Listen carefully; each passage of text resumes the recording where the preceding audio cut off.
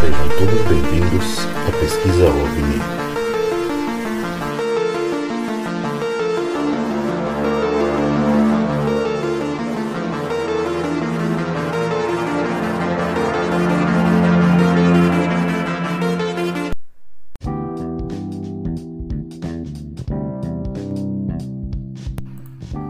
Olá, viajantes, tudo bem? Neste episódio, vamos falar um pouco sobre o mundo fantástico das lendas que permeia a nossa cultura desde o início dos tempos. Todos os mitos têm uma origem, toda lenda tem um início em algum lugar. Desde seres com aparências parecidas conosco que vieram dos céus, as serpentes aladas, carruagens de fogo, bolas de luz gigantescas, gigantes e às vezes seres animalescos de todas as cores e formatos. As histórias contadas de geração em geração, antes da invenção da escrita, lançam um ar de mistério e muitas vezes superstição no conhecimento, então popularizado como folclore. E no Brasil, temos a felicidade de termos na ufologia as pesquisas realizadas pelo pesquisador e historiador Antônio Faleiro. Nascido na cidade de Passatempo, no sul de Minas Gerais, Antônio Faleiro começou as pesquisas ufológicas em 1952, aos 11 anos de idade. Tornou-se investigador de campo em 78, já publicou diversos livros e foi autor dos primeiros CDs sobre ufologias no país, cujos títulos são ETs no Brasil e OVNIs no folclore brasileiro.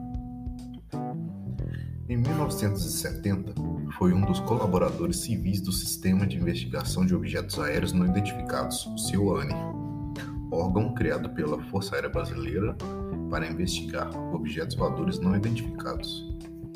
Vamos então nos aprofundar nesse mundo mágico apresentado pelo Sr. Faleiro.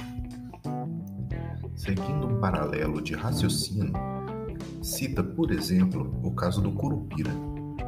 Na lenda, o Curupira é um ser da floresta e atua como um guardião. Suas características físicas são bastante conhecidas. Seria um ser pequeno, alguns até o citam como um anão. Tem os cabelos vermelhos em chamas e seus pés são posicionados ao contrário, com os calcanhares para a frente. Apesar da baixa estatura, possui uma força física sobrenatural. A lenda do Curupira aterrorizava os indígenas, e os relatos realizados por cronistas portugueses de séculos passados demonstram isso. Como toda lenda, é impossível precisar quem a criou e quando surgiu com exatidão. O que sabemos é que essa história é uma das mais antigas do nosso folclore, registrada pelos portugueses desde o século XVI.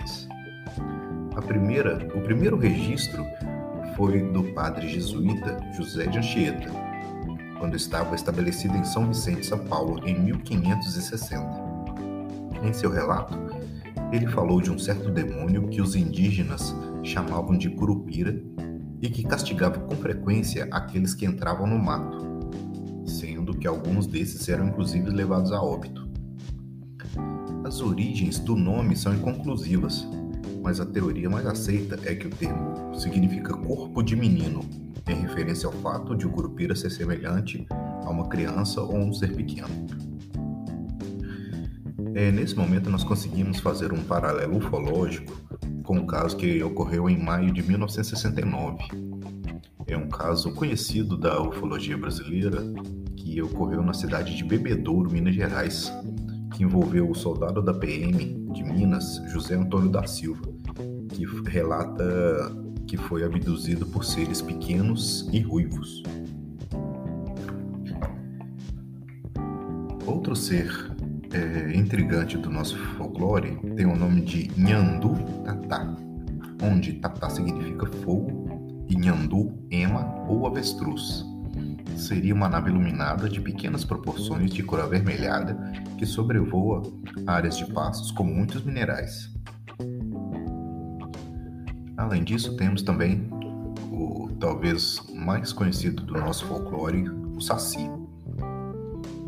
Os índios contavam que o objeto surgia fazendo movimentos circulares como um redemoinho e ao parar pousava sobre um tripé que, depois de pousado, abria uma escotilha ou um tipo de porta que soltava diversos homenzinhos denominados pelos índios como saci.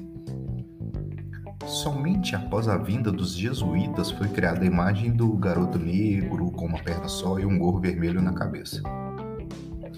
Informação importante: no livro Saci Pererê, resultado de um inquérito organizado por Monteiro Lobato em 1917 e publicado em 1918, foram coletados mais de 70 depoimentos com descrições completamente diferentes uma da outra sobre o Saci. Então, nós temos registros orais ao longo do Brasil de 70 descrições do Saci diferente. Outro ser bastante intrigante do nosso folclore é a cobra grande, ou Mboiguaçu. Lenda do norte do Brasil, Francisco Pérez de Lima escreveu: e vê duas tochas acesas como se fosse um farol luminoso. Faz barulho igual um motor de explosão. Seria então, segundo o paralelo do seu faleiro, uma nave com um orbe projetando a luz e exibindo o som mecânico. Outro ser que é encontrado em todo o Brasil é a lenda da Mãe do Ouro. Seria uma bola de fogo ou uma bola de luz que ilumina as matas nos topos de morro sem queimá-los. Relatos de avistamentos de orbes em matas podem ser acompanhados em todo o país, inclusive em lugares com alta concentração de minério. A Iara teria sido originada de uma esfera branca que sobrevoa rente às lâminas d'água nos leitos de rios. A lenda da Iara é mais forte no norte do país. Outro ser do nosso folclore que não é muito conhecido na região sudeste é o João Galafuz. Ele tem duas representatividades. Uma seria duas bolas de luzes ou uma nave e um orbe, sendo o maior e o menor, que estão sempre avistados juntos em estradas do interior do país. No folclore popular, seriam as almas de um padre e uma mulher que, devido ao adultério, são obrigados a vagar juntos. Em algumas partes do Brasil, especificamente no estado de Pernambuco, o João Galafuz, a lenda remete a um tipo de duende que é encontrado próximo de leitos de rio e em alguns locais da costa também.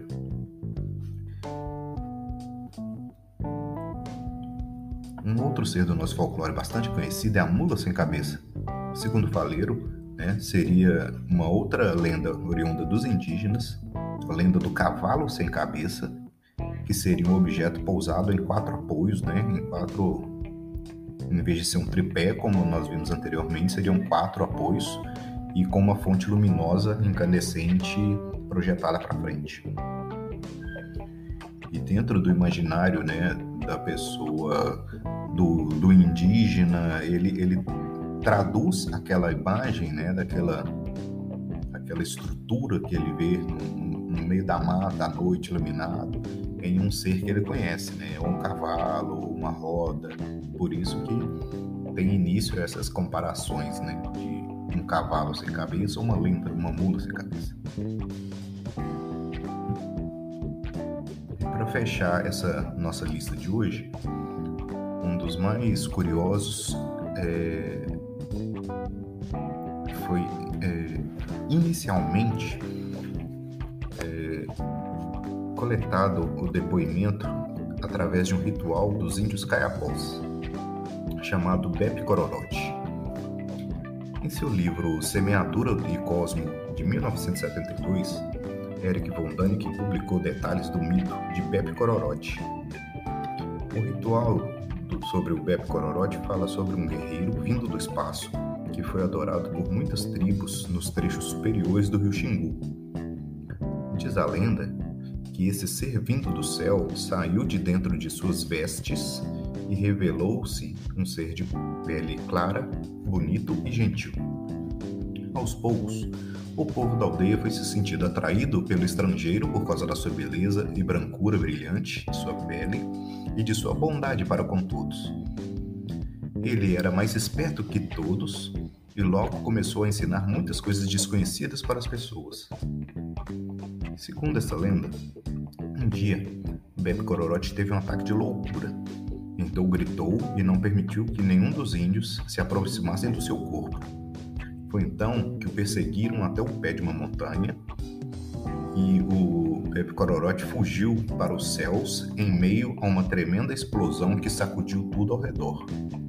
Essa última frase, inclusive, está no ritual, tá passado entre o pessoal do Xingu oralmente. De acordo com a história, Bebe Cororote desapareceu no ar em meio às nuvens, em chamas, fumaças e trovões. Com a explosão, a terra foi sacudida de tal forma que saltaram até as raízes das plantas e a selva desapareceu.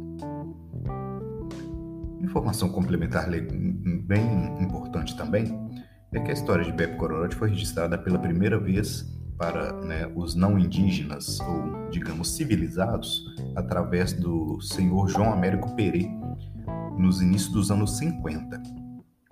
Foi a primeira pessoa não indígena a registrar esse culto ao Bebe Cororote.